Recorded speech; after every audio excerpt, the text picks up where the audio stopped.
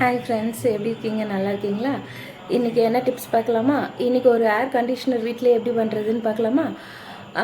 அது என்ன அப்படின்னா, நம்ம செம்பருத்தி பூ இருக்குது பார்த்தீங்களா, அது காம்பு எடுத்துகிட்டு அதை எடுத்து வச்சுக்கோங்க. இப்போது ஒருத்தருக்கு தான் போடுறீங்க அப்படின்னும் போது ஒரு 10 பூக்கு எடுத்து வச்சுக்கோங்களேன். 10 பூ எடுத்து வச்சுட்டு அது கூட வந்து பாதாம் பிசின் இருக்குல்ல, அதை வந்து ஒரு ஒரு ஸ்பூன் எடுத்து ரெண்டுத்தையும் நைட்டே வந்து நல்லா ஊற வச்சுடுங்க.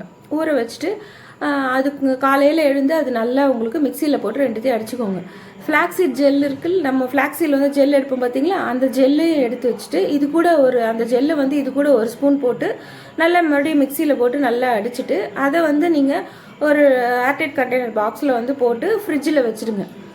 இது வந்து 1 வீக் நல்லாயிருக்கும். நீங்கள் வந்து எப்போல்லாம் தலை குளிச்சுட்டு நீங்கள் ஷாம்பு போட்டு குளிச்சுட்டு அதுக்கப்புறமா இந்த கண்டிஷ்னரை வந்து நல்லா நீங்கள் ஃபுல்லாக தலை ஸ்கேல்ஃபில் கூட படலாம், ஒன்றும் ஆகாது. இது ஹோம்மேட் கண்டிஷ்னரில், அதனால் ஒன்றும் ஆகாது. இதை வந்து நல்லா ஸ்கேல்ஃபுல்லு தலை எல்லாம் திரும்பி போட்டு நீங்கள் வந்து அதை ஒரு 5 மினிட்ஸ் வந்து விட்டுட்டு நீங்கள் வாஷ் பண்ணிவிடுங்க. இது வந்து ஹோம்மேட் கண்டிஷனர்ன்றதுனால ஒன்றுமே ஆகாது. முடி நல்லா சாஃப்டாக இருக்கும். கண்டிஷ்னர் கொடுக்குற வேலையும் இது பண்ணும். முடியும் நல்லா வளரும். முடி சாஃப்டாக இருக்கும். முடி ரஃப்பாக இருந்தால் பட்டு பட்டுன்னு உடையும் இல்லையா, நம்ம இந்த கண்டிஷ்னர் யூஸ் பண்ணுறதுனால முடி உடையாது. அதே மாதிரி வந்து ஸ்ப்ளிட்டன்ஸ் இருந்தாலும் இது கொஞ்சம் கொஞ்சமாக கம்மி பண்ணும். நல்லாயிருக்கும். உங்களுக்கு ட்ரை பண்ணி பாருங்கள். பாய்.